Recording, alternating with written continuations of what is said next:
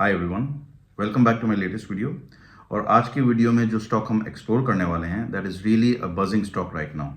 उसका रीज़न ये है कि गवर्नमेंट, सुप्रीम कोर्ट और ये स्टॉक जो है they are all in a very tight jam कि कैसे इस स्टॉक को सर्वाइव कराया जाए।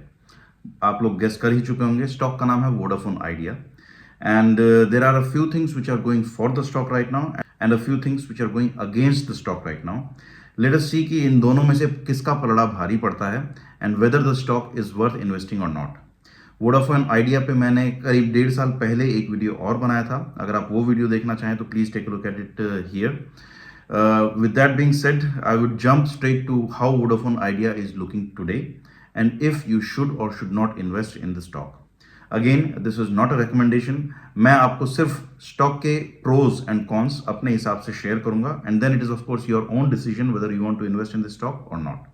So let us see what is working for Vodafone Idea and what is not.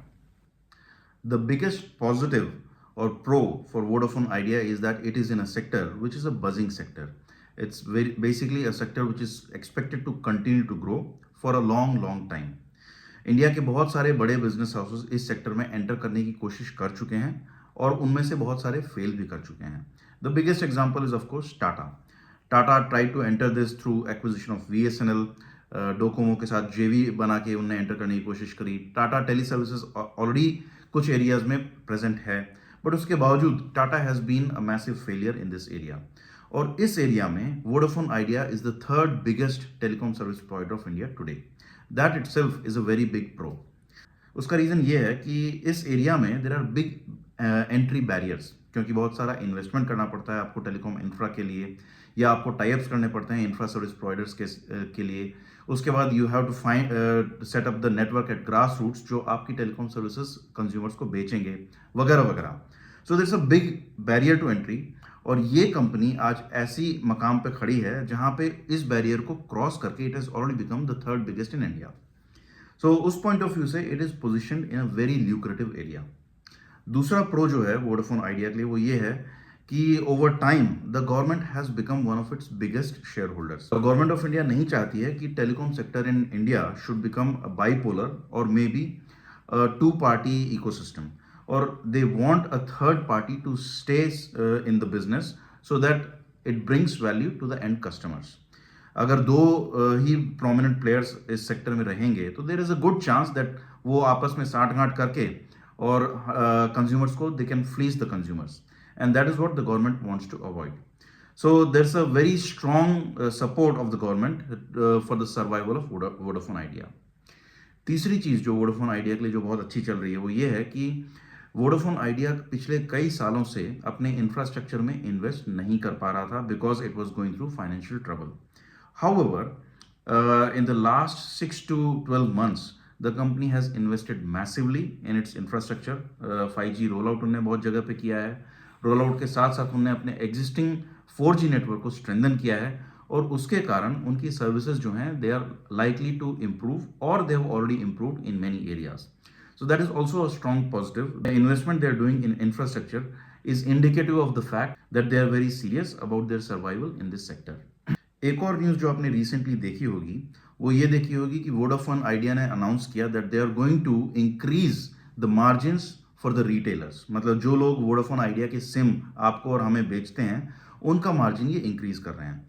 सबसे कम मार्जिन जो आजकल मार्केट में दे रहा है वो है Jio, second is Airtel, and third is and Vodafone is actually offering the highest margins, which means retailers have an additional incentive to sell Vodafone Idea SIMs to customers like you and me. So this is also a strong positive. चौथी चीज जो आपने news में देखी होगी, आपने देखी होगी कि रिसेंटली सुप्रीम कोर्ट ने कहा कि अगर गवर्नमेंट किसी भी तरह वोडाफोन आइडिया को सपोर्ट करना चाहती है then the court is not going to be fundamentally against it. However, the only caveat there is that it should create a level playing field. It should not give Vodafone Idea an undue advantage.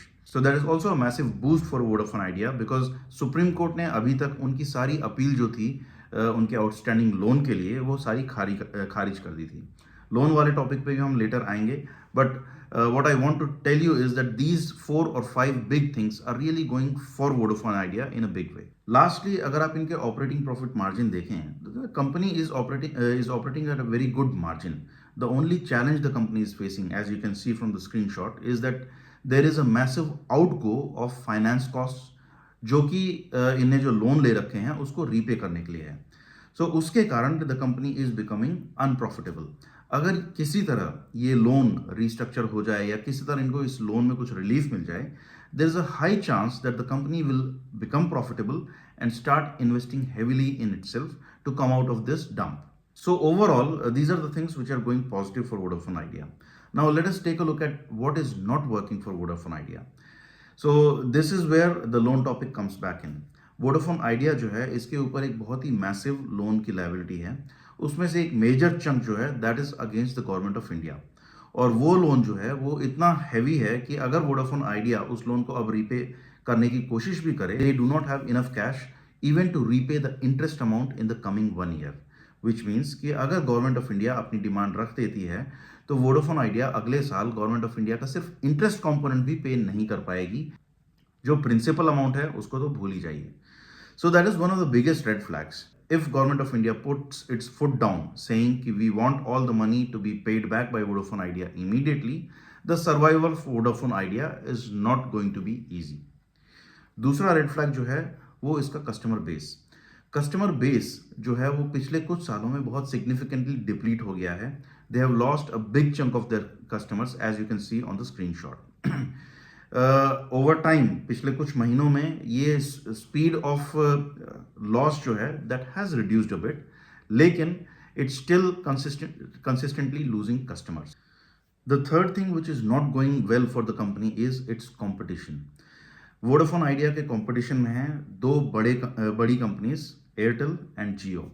They both have deep pockets और वो चाहें तो Vodafone Idea को consistently अपने margins undercut करके Vodafone Idea को survive करने में मुश्किलें पैदा कर सकते हैं. So that is also one of the biggest factors which can hamper the survival of Vodafone idea.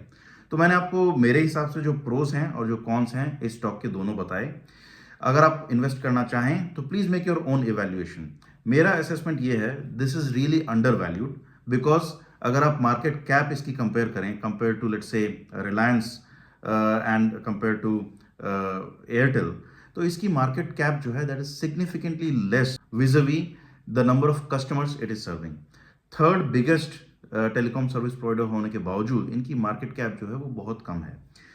It can be that the markets have over corrected और इनके रिस्क को ओवर एस्टिमेट करके स्टॉक प्राइस जो है वो बहुत ज़्यादा गिर गया है.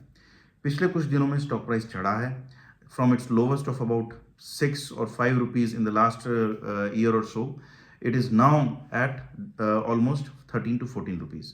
So स्टॉक प्राइस जो है वो काफ़ी कंसिस्टेंटली इम्प्रूव कर रहा है पिछले 1-1.5 महीने में. एक सुप्रीम कोर्ट का जजमेंट अगले कुछ दिनों में आने वाला है. अगर वो पॉजिटिव रहा तो stock price is expected to take a big jump. Again, these are not my recommendations. These are only the things that I see as potential drivers of the stock price. Make your own decision. अगर आपको video अच्छा लगा तो please like, share and subscribe. अगर अच्छा नहीं लगा तो please let me know why. Thank you and have a nice day.